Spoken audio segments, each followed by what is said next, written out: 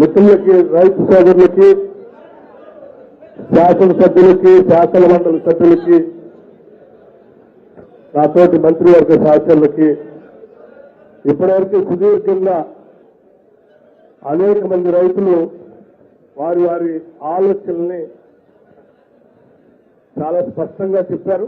దయచేసి ఎక్కడ వాళ్ళు అక్కడ కూర్చోండి, సైలెన్స్ గా ఉండండి. ప్రతి రైతు పేరుని వారి గ్రామంతో సహా రాసుకున్నాం.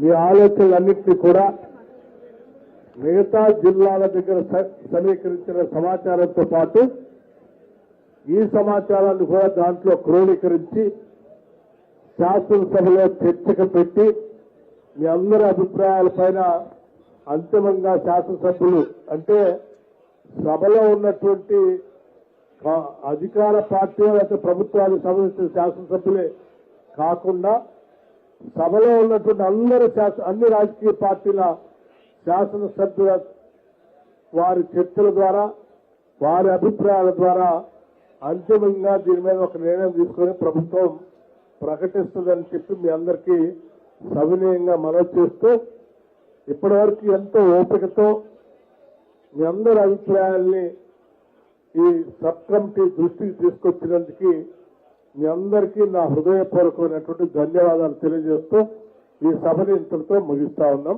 నమస్కారం.